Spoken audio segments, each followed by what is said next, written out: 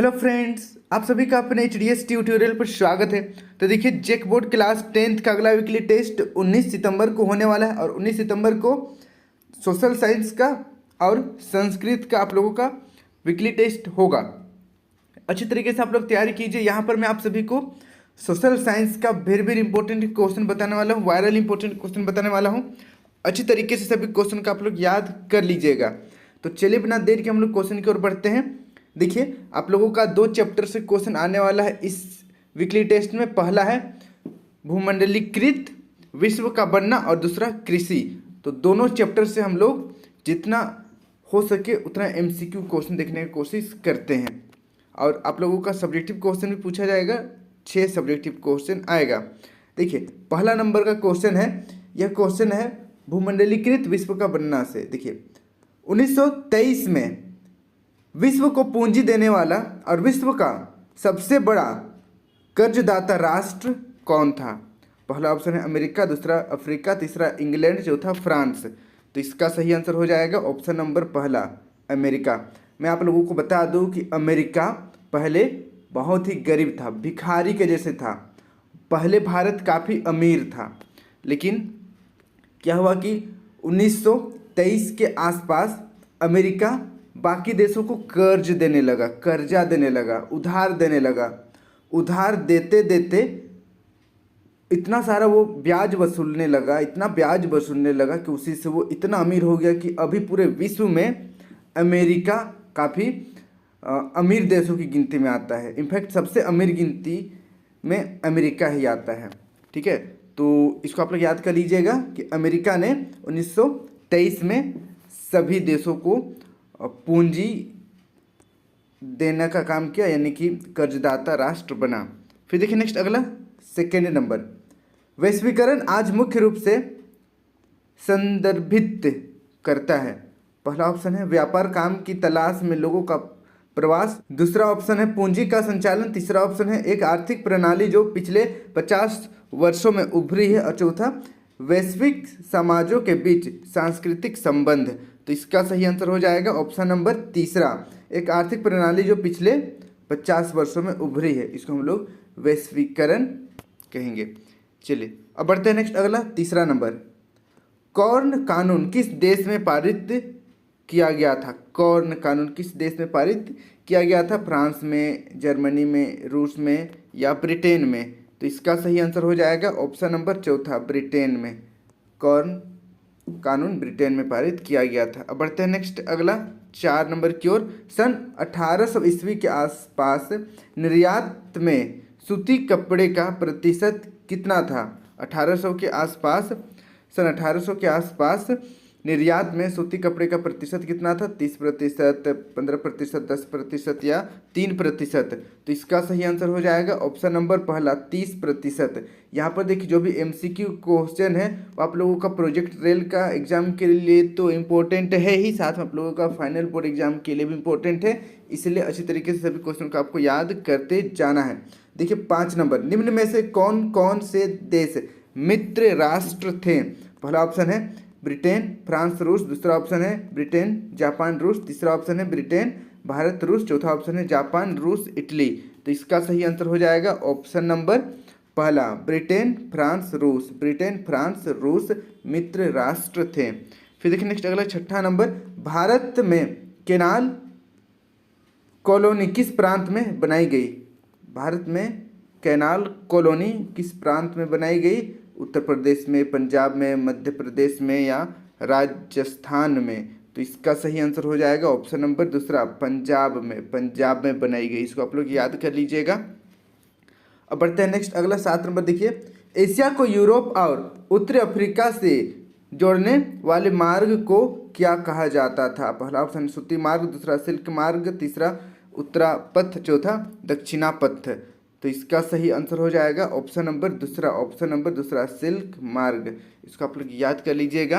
अब बढ़ते हैं नेक्स्ट अगला, देखिए 8 नंबर, वृहद उत्पादन पद्धति से बनी पहली कार का नाम क्या था? पहला ऑप्शन है बी मॉडल, दूसरा सी मॉडल, तीसरा ए मॉडल, चौथा टी मॉडल। तो इसका सही आंसर हो जाएगा ऑप्शन नंबर चौथा, टी मॉडल। अब बढ़ते हैं नेक्स्ट अगला क्वेश्चन की ओर। 9 नंबर देखिए, 1928 से 1934 के बीच भारत में गेहूं की कीमत कितने प्रतिशत तक गिर गई?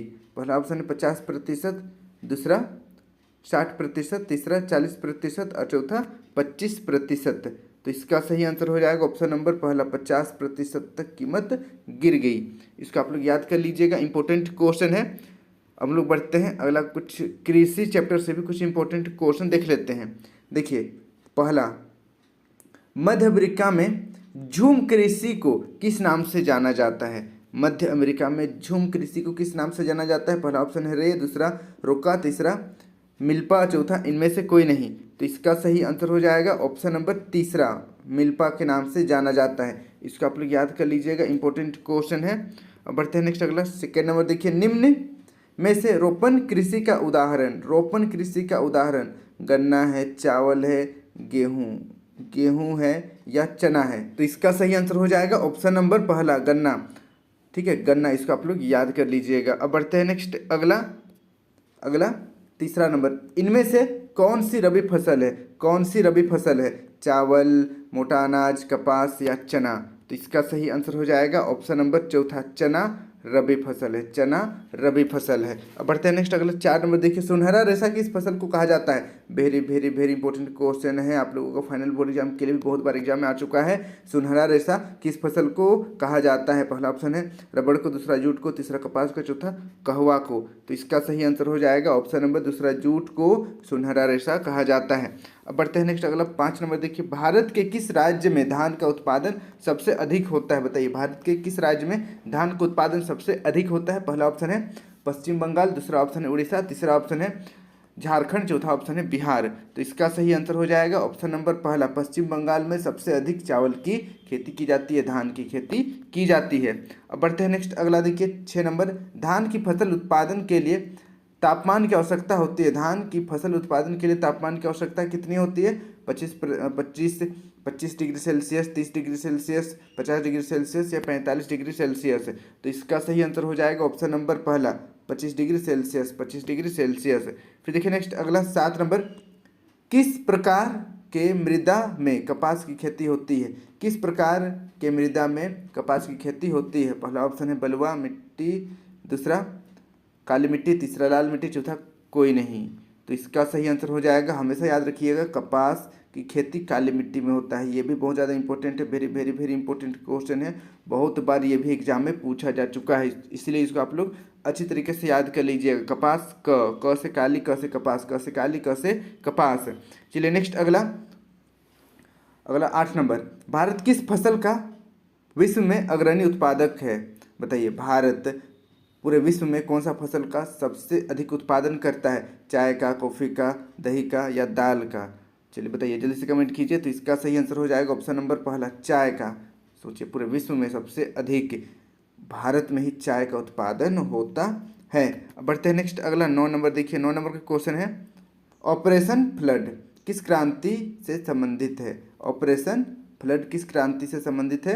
हरित क्रांति, श्वेत क्रांति, नीली क्रांति, औद्योगिक क्रांति? तो इसका सही आंसर हो जाएगा ऑप्शन नंबर दूसरा, श्वेत क्रांति।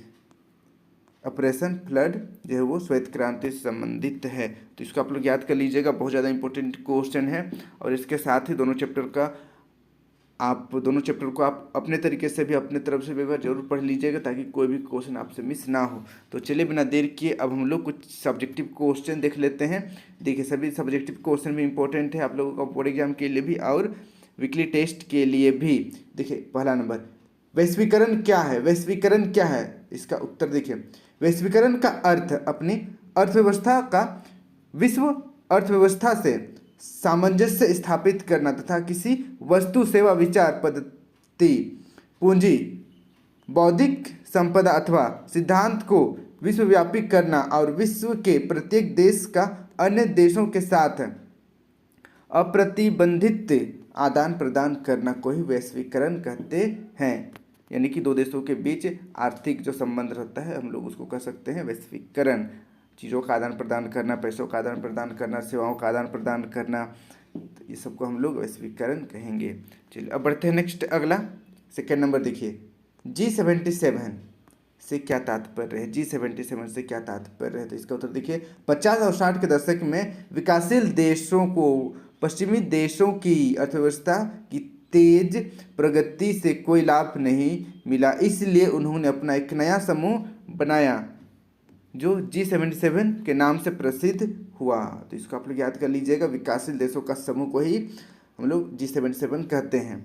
अब बढ़ते हैं नेक्स्ट, अगला तीसरा नंबर, गिरमिटिया मजदूर से आप क्या समझते हैं? गिरमिटिया मजदूर से आप क्या समझते हैं? तो इसका उत्तर देखिए, औपनिवेशिक शासन के दौरान बहुत सारे लोगों को काम करने के लिए दूसरे देशों में ले जाया जाता था। उन्हें एक एग्रीमेंट के तहत ले जाया जाता था। बाद में इस एग्रीमेंट को यह मजदूर गिरमिट कहने लगे, जिससे आगे चलकर इन मजदूरों को गिरमिटिया मजदूर कहा जाने लगा। तो इसको भी आप लोग याद कर लीजिएगा, इंपॉर्टेंट क्वेश्चन है। अब बढ़ते हैं नेक्स्ट, अगला देखिए 4 नंबर, मोटे अनाज से क्या तात्पर्य है? बताइए, मोटे अनाज से क्या तात्पर्य है? तो इसका उत्तर देखिए, मोटे अनाज अर्थात मिलेट के अर्थ हैं पहाड़ी, पथरीली या कम उपजाऊ भूमि पर उगाई जाने वाली फसलों से है। इसमें कुछ खाद्यान्न की फसलें हैं और कुछ चारे की, जैसे ज्वार, बाजरा, रागी और मक्का मोटे अनाजों की फसलें हैं। तो इसको आप लोग याद कर लीजिएगा, इंपॉर्टेंट क्वेश्चन है। फिर देखिए नेक्स्ट, अगला 5 नंबर, गहन कृषि क्या है? बताइए, गहन कृषि क्या है? तो इसका उत्तर देखिए, वह खेती जिसमें अत्यधिक उत्पादन के लिए प्रति इकाई भूमि पर पूंजी और श्रम की अधिक मात्रा का प्रयोग करके किया जाता है, उसे गहन कृषि कहते हैं। तो इसको आप लोग याद कर लीजिएगा। फिर देखिए नेक्स्ट, अगला 6 नंबर, कपास के उत्पादन के लिए भौगोलिक स्थिति क्या होनी चाहिए? ये भी इम्पोर्टेंट क्वेश्चन है। कपास के लिए कौन सा अच्छा मिट्टी होता है, इसको भी आप लोग याद कर लीजिएगा। और भौगोलिक स्थिति ये भी इम्पोर्टेंट है, ठीक है। क से कपास, क से काली मिट्टी याद कर लीजिएगा। देखिए उत्तर, कपास के उत्पादन के लिए काली मिट्टी उपयुक्त मानी जाती है। इस फसल के लिए उच्च तापमान, हल्की वर्षा या सिंचाई, 210 पाला रहित दिन और खिली धूप की आवश्यकता होती है। तो इसका आप लोग याद कर लीजिएगा, इंपॉर्टेंट क्वेश्चन है। फिर देखिए नेक्स्ट, अगला 7 नंबर, रेशेदार फसलों से आप क्या समझते हैं? रेशेदार फसलों से आप क्या समझते हैं? तो इसका उत्तर देखिए, कपास, जूट, सन और प्राकृतिक रेशम भारत में उगाई जाने वाली मुख्य रेशेदार फसल है।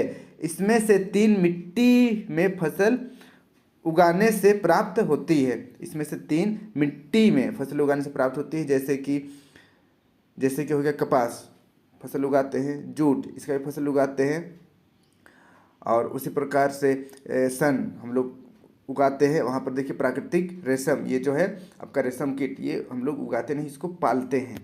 चलिए आगे देखते हैं। और चौथा, रेशम के कीड़े से कोकून प्राप्त होता है। इसको आप लोग याद कर लीजिएगा, इसी को हम लोग रेशेदार फसल कहते हैं, ठीक है। देखिए रेशम कीट पालन, इसको भी फसल का दर्जा दिया जाता है, ठीक है। इसको आप लोग याद कर लीजिएगा। चलिए अब बढ़ते हैं नेक्स्ट, अगला 8 नंबर, आज का हमारा लास्ट क्वेश्चन देखिए, जैविक युद्ध से क्या तात्पर्य है? बहुत ज़्यादा इंपॉर्टेंट है। और अगर जैविक युद्ध हुआ तो सोचिए पूरे विश्व पर इतना खतरनाक कहर बरसेगा कि आप सोच भी नहीं सकते हैं। देखिए इसका उत्तर, जैविक युद्ध में किसी व्यक्ति, वस्तु अथवा पौधे को मारने के उद्देश्य से उसमें जीवाणु, विषाणु अथवा फफूंद जैसे जैविक आवेश अथवा संक्रमणकारी तत्वों का उपयोग किया जाता है। जैसे यूरोपीय सेना ने अमेरिका पर कब्जा करने के लिए चेचक नामक कीटाणु का प्रयोग एक हथियार के रूप में किया। इसको आप लोग याद कर लीजिएगा।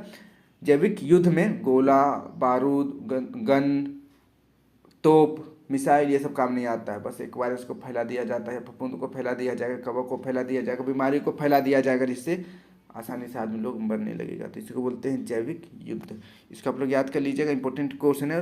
और अपने सभी दोस्तों के साथ वीडियो को शेयर कर दीजिएगा ताकि उन्हें भी इस वीडियो का लाभ हो सकेगा।